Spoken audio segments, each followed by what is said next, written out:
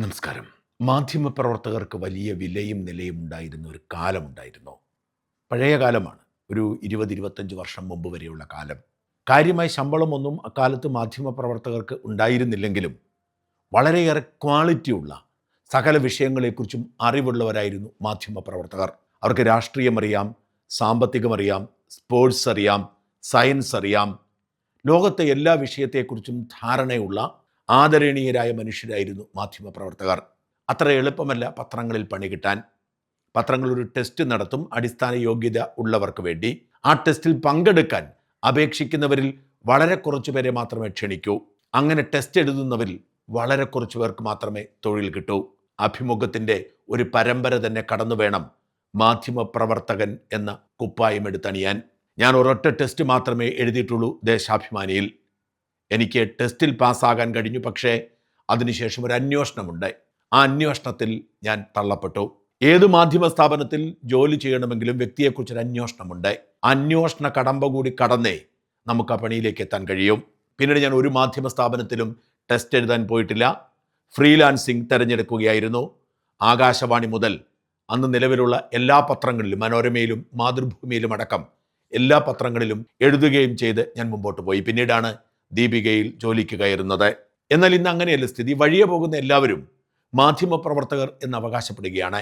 സാമ്പത്തിക രാഷ്ട്രീയ വിദഗ്ധനായി ഭൂമിയുടെ കീഴെയുള്ള എല്ലാത്തിനെക്കുറിച്ചും അഭിപ്രായം പറയുന്ന റിപ്പോർട്ടർ ചാനൽ മുതലാളി ആൻഡ്രൂ അഗസ്റ്റിൻ്റെ നാവ് മാത്രം ശ്രദ്ധിച്ചാൽ മതി. അനേകം ക്രിമിനൽ കേസുകളിലെ പ്രതിയാണെന്ന് ഓർക്കണം. ഒരു മൊബൈൽ ഫോൺ കയ്യിൽ പിടിച്ചുകൊണ്ട് യൂട്യൂബ് ചാനൽ തുടങ്ങി അലറി വിളിക്കുന്ന പലരും മാധ്യമപ്രവർത്തകരായി രംഗത്തുണ്ട്. അതുകൊണ്ട് തന്നെ മാധ്യമപ്രവർത്തകരുടെ വില പോയി. പഴയതുപോലെ ഒരു ആദരവും ഇന്ന് മാധ്യമപ്രവർത്തകരോട് പൊതുസമൂഹത്തിനില്ല. മാത്രമല്ല, ഇന്നത്തെ മാധ്യമപ്രവർത്തനം ചില താല്പര്യങ്ങൾ സംരക്ഷിക്കാൻ വേണ്ടി മാത്രമാണെന്ന് സാധാരണ മനുഷ്യർ ബോധ്യപ്പെടുന്നു. മാധ്യമപ്രവർത്തകർക്ക് ഏറ്റവും അധികം വിലയുണ്ടായിരുന്ന കാലത്ത് ആ തൊഴിലിൻ്റെ കാതലറിഞ്ഞ് പ്രവർത്തിച്ച അത്യപൂർവ പ്രതിഭയായിരുന്നു ഇന്നലെ അന്തരിച്ച NRS ബാബു. അപൂർവങ്ങളിൽ അപൂർവമായി മാത്രം കടന്നുപോകുന്ന ഒരു മാധ്യമ പ്രതിഭ. സമാനമായി സമൂഹത്തിൽ അടയാളപ്പെടുത്തൽ നടത്തി അടുത്ത കാലത്ത് കടന്നുപോയ രണ്ട് മുതിർന്ന മാധ്യമ പ്രവർത്തകരായിരുന്നു BRP ഭാസ്കറും TJS ജോർജും. ആ ശ്രേണിയിൽപ്പെട്ട ഏതാണ്ട് അവസാനത്തെ ആൾ എന്ന് വേണമെങ്കിൽ NRS ബാബുവിനെ വിശേഷിപ്പിക്കേണ്ടി വരും.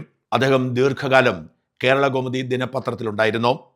കാട്ടുകള്ളന്മാർ എന്ന പേരിൽ 1970കളിൽ S ജയചന്ദ്രൻ നായരോടൊപ്പം ചേർന്ന് അദ്ദേഹം നടത്തിയ അന്വേഷണ പരമ്പര കേരളത്തിലുണ്ടാക്കിയ കോളിളക്കം ചില്ലറയായിരുന്നില്ല. കേരള കൗമുദിയിൽ പോലീസ് റെയ്ഡ് പോലും നടന്നത് ആ റിപ്പോർട്ടിൻ്റെ ഭാഗമായിരുന്നു. നിരവധി അന്വേഷണാത്മക റിപ്പോർട്ടുകളിലൂടെ ഭരണകൂടങ്ങളെ വിറപ്പിച്ചാണ് NRS ബാബു എന്ന മാധ്യമപ്രവർത്തകൻ അടയാളപ്പെടുത്തിയത്. പിന്നീട് കേരള കൗമുദി പത്രത്തിലെ ആഭ്യന്തര പ്രശ്നങ്ങളുടെ ഭാഗമായി അദ്ദേഹം കുറച്ചുകാലം സജീവമായി മാധ്യമപ്രവർത്തനം അവസാനിപ്പിച്ചു. ആ സമയത്ത് കേരളത്തിലെ ഏക മാധ്യമപ്രവർത്തക പരിശീലന കേന്ദ്രമായ തിരുവനന്തപുരം പ്രസ് ക്ലബിലെ ഇൻസ്റ്റിറ്റ്യൂട്ട് ഓഫ് ജേർണലിസത്തിൻ്റെ ഡയറക്ടറായി നിയമിതനാകുന്നു. ആ കാലയളവിന് ശേഷമാണ് S ജയചന്ദ്രൻ നായർ മലയാളം വാരിക തുടങ്ങി ഇന്ത്യൻ എക്സ്പ്രസിലേക്ക് പോയപ്പോൾ NRS ബാബു കലാകൗമുദിയുടെ എഡിറ്ററായത്. ഇൻവിസ് മൾട്ടിമീഡിയ എന്ന പേരിൽ നമ്മുടെ സംസ്ഥാനത്തെ ആദ്യത്തെ സോഫ്റ്റ്വെയർ മൾട്ടിമീഡിയ സ്ഥാപനം തുടങ്ങിയവരിൽ ഒരാളും NRS ബാബു ആയിരുന്നു. ഈ കാലഘട്ടത്തിൽ അവശേഷിക്കുന്ന അത്യാവശ്യം പണിയറിയാവുന്ന മാധ്യമപ്രവർത്തകർ ഒട്ടുമിക്കവരും പ്രസ് ക്ലബിൽ അദ്ദേഹത്തിൻ്റെ ശിഷ്യത്വത്തിലൂടെ കടന്നുപോയവരാണ്. NRS ബാബു എൻ്റെ അധ്യാപകനായിരുന്നു എന്ന് ഇന്നും അറിയപ്പെടുന്ന മാധ്യമപ്രവർത്തകർ അഭിമാനത്തോടെ പറയുന്നത് അതുകൊണ്ടാണ്. പ്രപഞ്ചത്തിന് കീഴെയുള്ള സകലതിനെക്കുറിച്ചും അദ്ദേഹത്തിന് അറിയാമായിരുന്നു.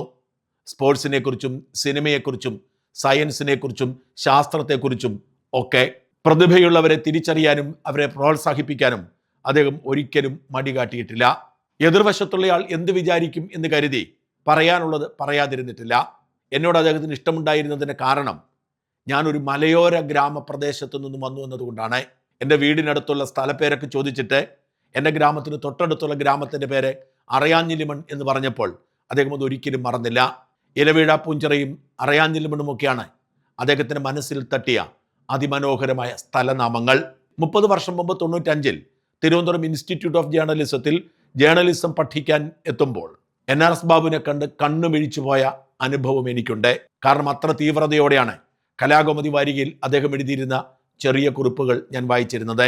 ഒരു പേജിനപ്പുറത്തോളം നീളാത്ത അദ്ദേഹത്തിന് മനോഹരമായ കുറിപ്പുകൾ ആരുടെയും മനസ്സിൽ തങ്ങി നിൽക്കുന്നതായിരുന്നു. അദ്ദേഹം എഴുതിയ ഒരു ലേഖനം അതേപടി കാണാപ്പാഠം പഠിച്ച് എൻ്റെ കോളേജ് വിദ്യാഭ്യാസ കാലത്ത് ഞാൻ പലയിടങ്ങളിലും പോയി പ്രസംഗിക്കുമ്പോൾ പ്രയോഗിച്ച് സമ്മാനം പോലും നേടിയിട്ടുണ്ട്. അതിലെ ചില വരികൾ ഇപ്പോഴും മായാതെ മനസ്സിലുണ്ട്. അക്കാലത്ത് കേരളത്തിലെ സാമൂഹിക രാഷ്ട്രീയ സാഹചര്യത്തെ വിലയിരുത്തിക്കൊണ്ട് അദ്ദേഹം അതിതീവ്രമായ ഭാഷയിൽ എഴുതിയ ലേഖനത്തിൽ 2-3 വരികൾ ഞാൻ കേൾപ്പിക്കാം. കള്ളച്ചൂതിൽ സഹജാതരെ തോൽപ്പിച്ച് അരക്കില്ലത്തിൽ പിടിച്ചടച്ച് തീ കൊളുത്തി കൊല്ലാൻ ശ്രമിക്കുന്ന മഹാഭാരത ഖലന്മാർ ധാരാളം ജീവിച്ചിരിക്കുന്ന നാട്. ഒരു മരം മുറിക്കുമ്പോൾ പൊട്ടിക്കരയുകയും ഒരു കാട് മുഴുവൻ മുടിയുമ്പോൾ കണ്ടില്ലെന്ന് നടിക്കുകയും ചെയ്യുന്ന പ്രകൃതി സ്നേഹികൾ നിറഞ്ഞ നാട്. കള്ള് ചെത്തരുത്, കുടിക്കരുത്, കൊടുക്കരുത് എന്ന് പഠിപ്പിച്ച ഗുരുവിൻ്റെ ചിത്രം അലങ്കരിച്ച് വെച്ച് അതിൻ്റെ കീഴെ ഇരുന്ന് മദ്യം വിറ്റ് കാശുണ്ടാക്കുന്ന അത്യാധുനിക ശിക്ഷകണങ്ങളുടെ നാട് എന്ന് തുടങ്ങി അന്നത്തെ സാമൂഹിക പരിസരത്തെക്കുറിച്ചുള്ള എല്ലാവരിലൂടെയും കടന്നുപോയി എൻ്റെ നാട് എന്ന അദ്ദേഹത്തിൻ്റെ ലേഖനം അവസാനിക്കുന്നത് ഇങ്ങനെയായിരുന്നു: മതി, ലജ്ജ തോന്നുന്നു. ഈ കൊച്ചു കേരളത്തെ പിടിച്ച് ചെത്തിച്ചീകി ഏറുപമ്പരമാക്കി മന്ദൻ മക്കൾക്ക് കളിക്കാൻ കൊടുക്കുന്ന ബഹുമാനപ്പെട്ട തന്തമാരുടെ നാട്. ഈ ലേഖനത്തിന് മുഴുവൻ കിട്ടുമോ എന്നറിയാൻ ഞാൻ ഇന്ന് ഗൂഗിളിൽ സെർച്ച് ചെയ്ത് നോക്കി. ഒരു വരി പോലും ലഭ്യമല്ല. ഇത്രയും എൻ്റെ ഓർമ്മകളിൽ നിൽക്കുന്നത് കൊണ്ട് മാത്രം ഇപ്പോൾ പറയാൻ കഴിഞ്ഞു. ഇതുപോലെ എത്രയോ മഹത്തായ കൃതികളിലൂടെ കടന്നുപോയ ഒരു മഹാനായിരുന്നു അദ്ദേഹം. പഠനശേഷം ഞാൻ അദ്ദേഹത്തെ കാണാൻ മിക്കപ്പോഴും തിരുവനന്തപുരത്തെ കലാകൗമുദി ഓഫീസിൽ പോകുമായിരുന്നു. നമ്മൾ അവിടെ പോയിരിക്കുമ്പോഴും അദ്ദേഹത്തിൻ്റെ തൊഴിൽ തുടരും. അതിനിടയിൽ അക്കാലത്തെ കുപ്രസിദ്ധനായ ഒരു സിവിൽ സർവീസുകാരൻ്റെ പേരിൽ ഒരു കവിത ഒരു പോസ്റ്റ് കാർഡിൽ മേശപ്പുറത്ത് കിടക്കുന്നത് എൻ്റെ ശ്രദ്ധയിൽപ്പെട്ടു. ആ പേര് കണ്ടപ്പോൾ ഒരു കൗതുകത്തിന് ആ കാർഡ് ഞാനൊന്ന് എടുക്കാൻ ശ്രമിച്ചു. അദ്ദേഹം എന്നോട് പറഞ്ഞു, അവിടെ വയ്ക്കൂ. ഞാൻ ആകെ ചമ്മി നാറി അവിടെ വെച്ചു. എന്നിട്ട് അദ്ദേഹം എന്നോട് പറഞ്ഞു, എൻ്റെ മേശപ്പുറത്തിരിക്കുന്നത് എനിക്ക് വായിക്കാനുള്ളതാണ്. ജീവിതത്തിലുടനീളം ഇതെന്നെ സ്വാധീനിച്ചിട്ടുണ്ട്. വേറൊരാളുടെ അടുത്ത് ചെന്നാൽ അവരുടെ അനുമതിയില്ലാതെ അവരുടെ മേശപ്പുറത്തോ വീട്ടിലോ ഇരിക്കുന്നു ഒന്നും തുറന്നു നോക്കരുത്, കൈകൊണ്ട് സ്പർശിക്കരുത് എന്ന് പഠിപ്പിച്ചത് അദ്ദേഹമാണ്. ഇങ്ങനെ ജീവിതത്തിലെ ഒരുപാട് പാഠങ്ങൾ അദ്ദേഹം ഒരുപാട് പേർക്ക് നൽകിയിട്ടുണ്ട്.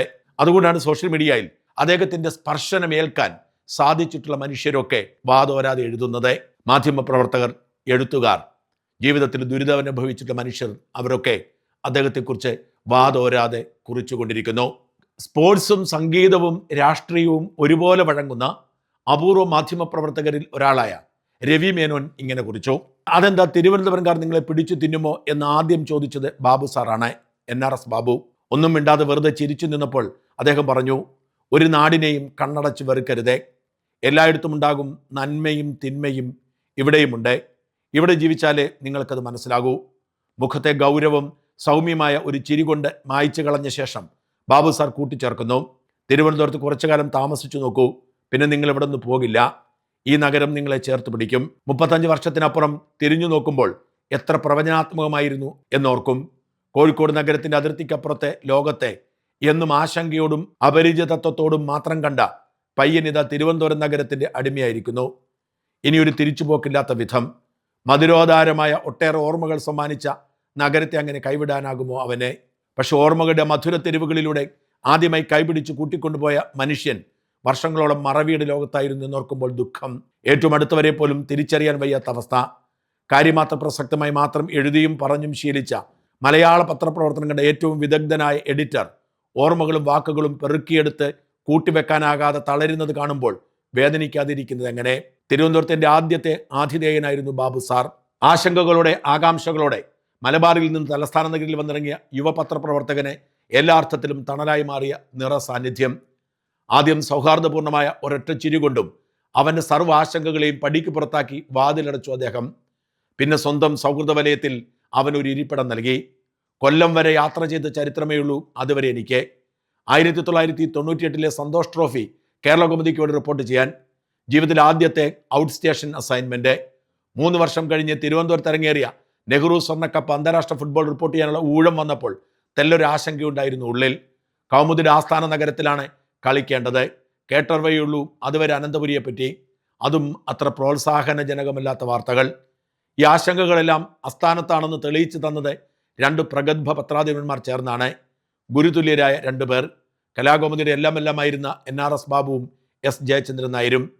2 പേരും പത്രപ്രവർത്തന ജീവിതത്തിലെ വഴികാട്ടികൾ, വഴിവിളക്കുകൾ. ഇരുവർക്കും മാർഗദർശിയും തണലുമായിരുന്ന മറ്റൊരാളെ കൂടി ഓർത്തേ പറ്റൂ. കേരളം കണ്ട ഏറ്റവും തൻ്റെ ഇടമുള്ള പത്രാധിപന്മാരിൽ ഒരാളായ എം എസ് മണി. മണി സാറിനും ജയചന്ദ്രൻ സാറിനും പിറകെ ബാബു സാറും ഓർമ്മയായതോടെ മലയാള പത്രപ്രവർത്തന ചരിത്രത്തിലെ തിളക്കമാർന്നൊരു യുഗത്തിന് പരിസമാപ്തിയായി. ഇനിയും ഉണ്ടാകുമോ അങ്ങനെ ഒരു കാലം? അങ്ങനെയുള്ള പത്രാധിപന്മാരും. ഒരു കുറിപ്പ് കൂടി ഞാൻ വായിച്ചു കേൾപ്പിക്കാം. അത് ശ്രീ ബൈജു ചന്ദ്രൻ എഴുതിയതാണ്. തീക്ഷ്ണമായ ഓർമ്മശക്തി എന്ന പ്രത്യേകത അത് ഞാൻ ഏറ്റവും കണ്ടിട്ടുള്ള ഒരാൾ NRS ബാബു എന്ന ബാബു സാറായിരുന്നു.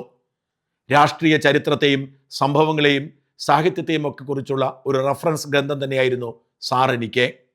എത്രയെത്ര പഴയ കഥകളാണ് പ്രസ് ക്ലബിലെ മുകളിലുള്ള ജേർണലിസം ഇൻസ്റ്റിറ്റ്യൂട്ടിലെ കൊച്ചി ക്യാബിനിൽ വെച്ച് സാർ ഒരു സിനിമ കഥ പറയുന്നത് പോലെ വിവരിക്കുന്നത് കേട്ട് രസം പിടിച്ചു പോയിട്ടുള്ളത്.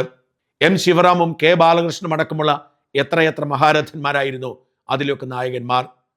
1968 മറ്റോ Thiruvananthapuram press club journalism institute തുടങ്ങിയപ്പോൾ ആദ്യ ബാച്ചിലെ വിദ്യാർത്ഥിയെ തന്നെ M ശിവറാം നേരിട്ട് പിടിച്ച് ചേർത്ത കഥയൊക്കെ സാർ രസകരമായി പറയുമായിരുന്നു. 1975 ആഗസ്റ്റ് മാസത്തിൽ പുറത്തിറങ്ങിയ ഒന്നാമത്തെ ലക്കം തൊട്ടുള്ള കലാകൗമുദി ആഴ്ചപ്പതിപ്പിൽ ഞാൻ ആവേശത്തോടെ വായിച്ചിരുന്നത് ഒന്ന് MS മണി സാറിൻ്റെ നാടൻ തനിമ തുടിച്ചു നിൽക്കുന്ന എഡിറ്റോറിയലുകളായിരുന്നു. പുര നിറഞ്ഞു നിൽക്കുന്ന വയലാർ രവിയൊക്കെ ഓർമ്മ വരുന്നു. മറ്റേത് തീർച്ചയായും NRS ബാബു എന്ന ബൈലൈനിൽ പ്രത്യക്ഷപ്പെട്ടിരുന്ന ഫീച്ചറുകളും.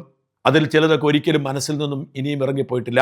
1976 തോന്നുന്നു വന്യജീവികളെ, പ്രത്യേകിച്ച് ആനകളെ സംബന്ധിച്ച ഒരു വിദഗ്ധനും വൈൽഡ് ലൈഫ് ഇൻസ്റ്റിറ്റ്യൂട്ടിലെ അധ്യാപകനുമായ രാജേശ്വരൻ നായരെ ബണ്ടിപ്പൂരിലെ വന്യജീവി സങ്കേതത്തിൽ വെച്ച് ആന ചവിട്ടിക്കുന്ന സംഭവത്തെക്കുറിച്ച് സാർ എഴുതിയ ഫീച്ചർ എല്ലാത്തതിൽ നിന്നും വേറിട്ട് നിൽക്കുന്നു. ഒരുപാട് പ്രത്യേകതയുള്ള നോൺ ലീനിയർ സ്ട്രക്ചറിൽ ഒരു സിനിമയുടെ തിരക്കഥയ്ക്ക് സമാനമായി വായനക്കാരെ ആകാംക്ഷയുടെ മുൾമുനയിൽ നിർത്തുന്ന ഭാഷയിലും ശൈലിയിലും സാർ എഴുതിയ ആ ഫീച്ചർ പത്രപ്രവർത്തന വിദ്യാർത്ഥികൾ മാത്രമല്ല എഴുത്തുകാരാകാൻ ആഗ്രഹിക്കുന്നവർക്കൊക്കെ ഒരു പാഠപുസ്തകം തന്നെയായിരുന്നു. ബണ്ടിപ്പൂർ എന്ന് തന്നെയായിരുന്നു അതിൻ്റെ പേരെന്നോർമ്മ. മറ്റൊന്ന് 1980 ഫെബ്രുവരിയിൽ നടന്ന സൂര്യഗ്രഹണത്തെക്കുറിച്ച് എഴുതിയ ഫീച്ചർ. സാറിൻ്റേത് മാത്രമായ സവിശേഷ ശൈലിയും പ്രയോഗങ്ങളും തെളിമയും ഓജസ്സുമുള്ള ഭാഷയുമെല്ലാം പ്രകടമായി കണ്ട ഫീച്ചറുകളുടെ പേരിലാണ് ഞാൻ ശരിക്കും സാറിനോട് കടപ്പെട്ടിരിക്കുന്നത്. അങ്ങനെയൊക്കെ എഴുതാൻ കഴിഞ്ഞെങ്കിൽ ഞാനെന്ന് ആഗ്രഹിച്ചിരുന്നു. എത്രയോ ജേർണലിസം ക്ലാസ്സുകളിൽ കുട്ടികളോടെ ഞാൻ ഈ ഫീച്ചറുകളെ വെച്ച് പറയുകയും അത് വായിക്കണമെന്ന് നിർബന്ധപൂർവ്വം ആവശ്യപ്പെടുകയും ചെയ്തിരിക്കുന്നു. ഇക്കാര്യം സാറിനോട് പറയുമ്പോഴൊക്കെ ഒരു ചിരി മാത്രമായിരുന്നു പ്രതികരണം. ചിലപ്പോൾ അതുമായി ബന്ധപ്പെട്ട ചില അനുഭവങ്ങൾ പറയും. ഈ അനുഭവങ്ങളൊക്കെ പകർത്തി വെക്കണമെന്ന് ഞാൻ ഒരുപാട് നിർബന്ധിച്ചിട്ടുണ്ട്. ഒടുവിൽ അത് ചെയ്തു തുടങ്ങി എന്ന് എന്നോട് പറഞ്ഞെങ്കിലും അപ്പോഴേക്കും സാറിൻ്റെ ഓർമ്മകളാകെ മറവി രോഗം കവർന്നെടുത്ത് കൊണ്ടുപോകാൻ തുടങ്ങിയിരുന്നു. 1974 കാട്ടുകളന്മാർ എന്ന കേരളകൗമുദിയിൽ വന്ന റിപ്പോർട്ടുകളോടൊപ്പവും പിന്നീട് അതേ പേരുള്ള പുസ്തകത്തിൻ്റെ പുറത്തുമാണ് NRS ബാബു എന്ന പേര് ആദ്യം കാണുന്നത്.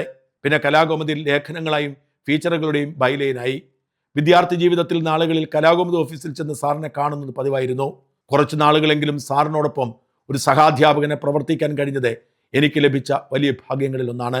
കുട്ടികളോട് സാർ സംസാരിക്കുന്നത് കേൾക്കാൻ താല്പര്യമുണ്ടായിരുന്നതുകൊണ്ട് ചില ഇൻട്രഡക്ടറി ക്ലാസ്സുകളിൽ സാർ സംസാരിക്കുമ്പോൾ ഞാനും സാജനുമൊക്കെ വിദ്യാർത്ഥികളുടെ കൂട്ടത്തിൽ ചെന്നിരിക്കാറുണ്ടായിരുന്നു. അങ്ങനെ ഞാനും ഒരു ശിഷ്യനാണ് എന്ന് അവകാശപ്പെടാമെന്ന് തോന്നുന്നു. M ശിവറാം ഉൾപ്പെടെയുള്ള വലിയ പത്രപ്രവർത്തകരെക്കുറിച്ച് ജേർണലിസം വിദ്യാർത്ഥികൾ ആദ്യമായി കേട്ടത് ബാബു സാർ പറഞ്ഞു കൊടുത്തിട്ടാണ്. 6-7 വർഷങ്ങൾക്ക് മുമ്പ് ഡൽഹിയിൽ നിന്ന് ഞാൻ മടങ്ങി വന്നതിന് ശേഷം പഴവള രമേശൻ അന്ത്യോപചാരം അർപ്പിക്കാൻ ചെന്നപ്പോൾ ഭാഷാ ഇൻസ്റ്റിറ്റ്യൂട്ടിൽ വെച്ച് സാറിനെ കണ്ടു. പിന്നീട് എപ്പോഴോ സാറിൻ്റെ ഫോണിൽ വിളിച്ചപ്പോൾ മകളാണെന്ന് തോന്നുന്നു. ഫോൺ എടുത്തിയാൽ ചോദിച്ചു, ഫോൺ കൊടുക്കണോ? പറഞ്ഞാൽ മനസ്സിലാകുമെന്ന് തോന്നുന്നില്ല. സാരമില്ല, കൊടുക്കുമെന്ന് ഞാൻ നിർബന്ധിച്ചു.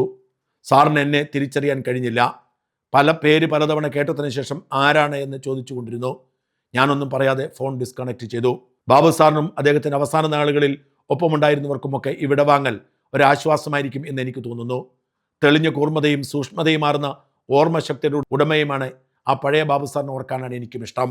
NRS ബാബു സാർ ഇത് ഇത്രയും കാലം താമസിച്ചിരുന്നത് മറുനാടൻമലയുടെ ഓഫീസിൽ നിന്നും 500 മീറ്റർ പോലും അകലമല്ലാത്തൊരിടത്താണ്. പക്ഷെ അദ്ദേഹത്തെ പോയി കാണാൻ ധൈര്യമുണ്ടായിരുന്നില്ല. കാരണം ആരെയും അദ്ദേഹത്തിന് അവസാന നാളുകളിൽ തിരിച്ചറിയാൻ കഴിയുമായിരുന്നില്ല. എന്ന് മാത്രമല്ല, അദ്ദേഹം ജീവിതകാലം മുഴുവൻ സമ്പാദിച്ചതിനൊക്കെ വേണ്ടി കുടുംബത്തിൽ ചിലർക്ക് ആശങ്കയും ഉണ്ടായിരുന്നു. BRP ഭാസ്കർ എന്ന അതുല്യനായ ജേർണലിസ്റ്റിനെ എനിക്ക് പരിചയപ്പെടുത്തി തന്നതും NRS ബാബു സാറാണ്. NRS ബാബു സാറും BRP ഭാസ്കറും അരങ്ങൊഴിയുമ്പോൾ വല്ലാത്തൊരു ശൂന്യത അനുഭവപ്പെടുന്നത് ഞാൻ അവരെ അത്രമേൽ ആദരിച്ചതുകൊണ്ടും സ്നേഹിച്ചതുകൊണ്ടും മാത്രമാവില്ല. അവരെ പോലുള്ള മാധ്യമപ്രവർത്തകരെ ഇനി കേരളത്തിന് സ്വന്തമാക്കാൻ കഴിയില്ല എന്ന ഉത്തമ ബോധ്യം കൂടി കൊണ്ടാണ്.